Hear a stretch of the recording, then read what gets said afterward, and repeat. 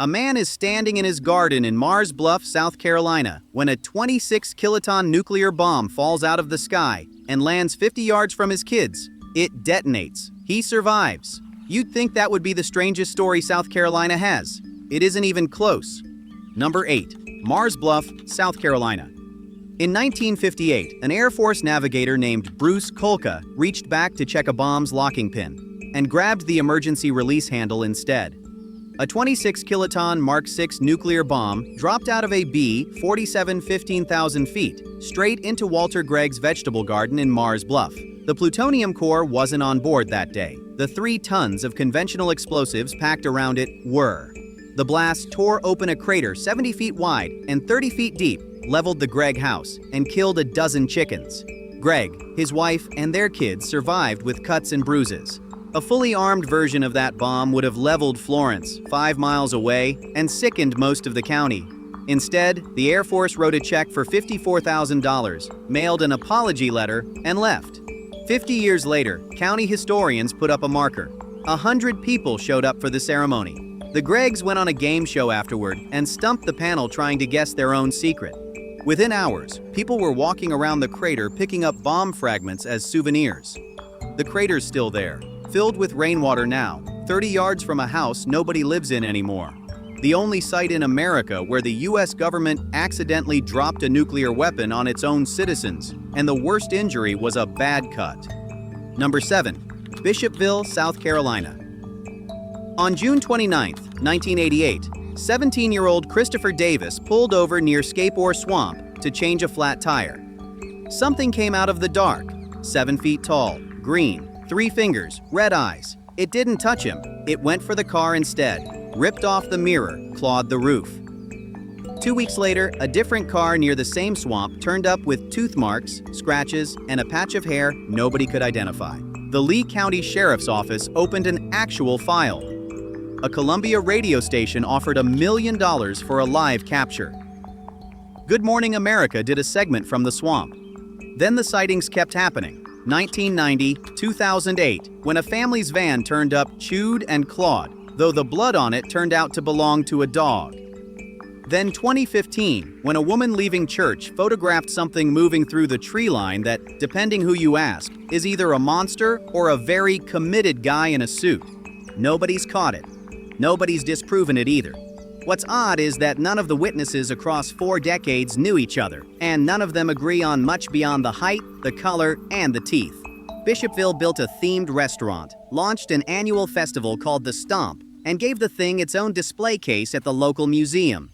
The swamp is still there, so, according to 37 years of paperwork, so is he. Number 6. Ridgeway, South Carolina. Ridgeway's police station used to be the town well. In 1940, they covered it up and turned it into department headquarters, and it stayed that way until 1990. It is, by wide agreement, the smallest police station in the world. About the size of a home bathroom, 1 desk, 1 phone, room for exactly 1 officer to feel claustrophobic. The new station next door is bigger. Not by much. The chief has described it, generously, as 4 or 5 times the size of a building the size of a closet. Population of Ridgeway, 267, which means, for 50 years, this town's entire law enforcement infrastructure fit inside a hole that used to water mules.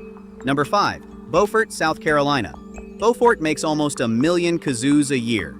Kazoobie Kazoos is one of only 2 kazoo manufacturers left in the country. It ships to every continent, and the factory doubles as a museum with 1.5 centuries of kazoo history under one roof. That's the version of Beaufort you'll find in the brochure. 5 miles offshore is the version they don't put on it. Morgan Island, locals call it Monkey Island, is a 4,000-acre stretch of marsh and forest with 0 human residents and somewhere between 3,000 and 4,000 rhesus monkeys relocated here from Puerto Rico in 1979 after some of them started carrying a virus that's fatal to humans.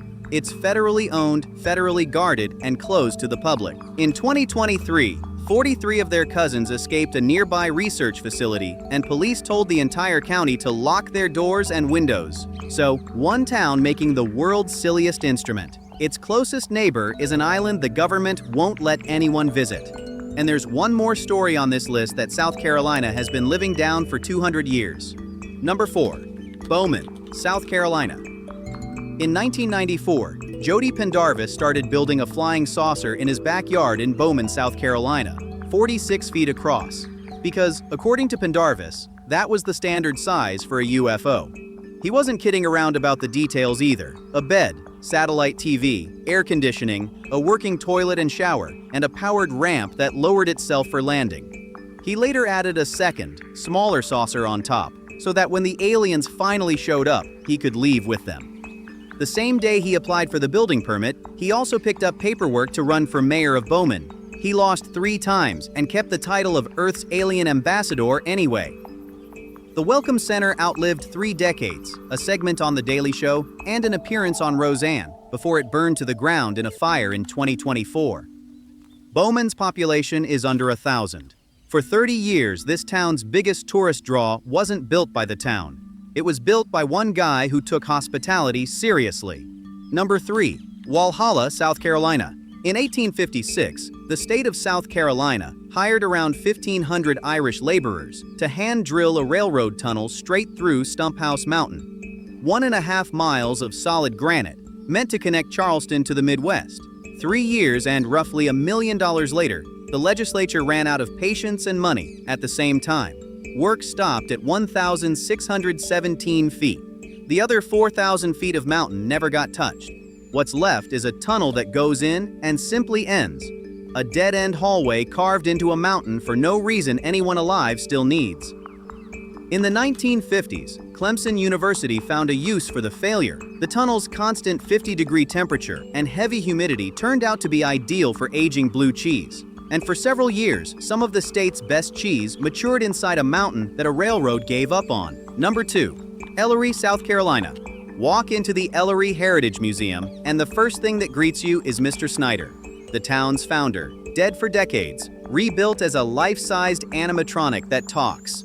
Next to him, Ruby Doo, the museum's stuffed mule, who does not talk and never will, and is somehow the calmer presence in the room. The museum walks visitors down a recreation of Cleveland Street as it looked in 1900.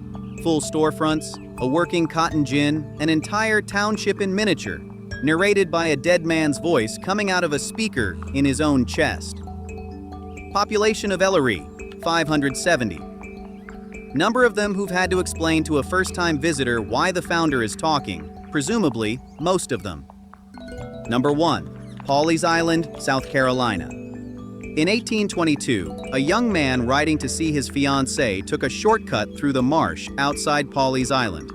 His horse got stuck. He didn't make it out. That night, a massive hurricane hit the coast and killed hundreds of people. Her house was the only one left standing. She said she'd seen him on the beach before the storm, warning her to leave. Everyone who's told the story since has called him the Gray Man. Every few decades, another hurricane bears down on the coast, and every few decades, somebody claims they saw him first. Before Hazel in 1954, before Hugo in 1989, when a couple on the beach followed his warning and came home to find their house untouched while the ones on either side of it were gone. Before Florence in 2018, before Ian in 2022, before Idalia in 2023. 200 years, 6 confirmed storms, 1 dead man doing weather reports nobody asked him for. Nobody in town will call it a coincidence to your face. And after 2 centuries of streaks like that, it's hard to blame them. Pawleys Island residents don't check the news before a hurricane. They check the beach, not folklore, insurance.